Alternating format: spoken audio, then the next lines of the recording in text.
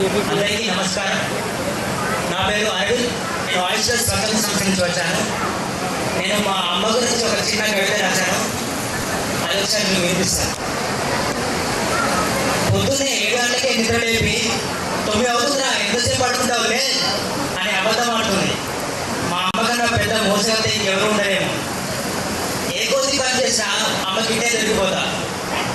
తిట్టడంలోనైనా కొట్టడంలోనైనా ఎవరైనా మా అమ్మ తర్వాతే. కంటి చుక్కలు చంపేస్తా అనే డైలాగ్ మా అమ్మకు పక్కా సెట్ అవుతుంది. మా అమ్మ చుక్కల చీర కట్టుకొని చుక్కల ముక్కు వేస్తుంటే, పట్టు చీర కట్టి బతుకమ్మ ఆడుతుంటే వెన్నెలమ్మ నేల మీద ఆడినట్టుంటుంది. ఉయ్యాల పాట అందుకుంటే గౌరమ్మ ఎదురేస్తుంది. బోనాల పండగకి బోనమెత్తి నడుస్తుంటే అమ్మోరు సిగమూగినట్టుంటుంది. రోజంతా శ్రమించిన తను మాత్రం విశ్రమించదు. అమ్మకున్నంత ఎనర్జీ మాకు ఎప్పటికీ రాలేదు. అమ్మకు కోపం వస్తే అమ్మోది కూడా తక్కువే. అమ్మ చేత తిట్టించుకోవడం కూడా అదృష్టమే కదా. అదేంటో ఇంట్లో అమ్మ లేకపోతే ఏది తోచదు.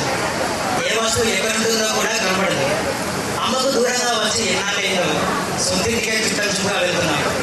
హాస్టల్లో సగం గుడికి తింటుంటే అమ్మ చేతి పడ్డ ఎంత విలువైందో వ్యాధికి వస్తుంది. అమ్మ కూడా నాలుగే. ఇంట్లో నాకు ఇష్టమైన కూర వండుకుంటే పెద్దోడికి కూర అంటే ఎంత ఇష్టమో అని నన్ను గుర్తు చేసుకుంటుంది. మా అమ్మ పేరుకు పేదదే అయినా మా అమ్మ చేతికి ఎంకనే ఉండదు. ఎవరు వచ్చినా లేదనకుండా కాదనకుండా దానం చేస్తుంది. అమ్మకి రెక్క విరిగి ఆసుపత్రిలో చేరితే మేము రెక్క విరిగిన పక్షులమయ్యాం.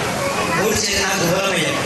మాకు ఎన్ని కష్టాలు వచ్చినా ఎన్ని తిప్పలు పడ్డా అది కేవలం మా అమ్మ కోసమే, మా అమ్మ నవ్వు కోసమే. మా అమ్మ నవ్వుతుంటే ప్రతిరోజు నిండుకున్నామే. ప్రతి పూట ఉగాది పండుగ. థ్యాంక్ యూ వనట. Thank you Aravind. ఒక మంచి మాట చెప్పావు. అమ్మ కోపం వస్తే అమ్మోరు అయిపోతాడు. అయితే అమ్మ తిడితే కూడా అదృష్టం. దయచేసి ఎవరికి ఆ అదృష్టం పట్టకూడదని నేను కోరుకుంటాను. Thank you Arvind.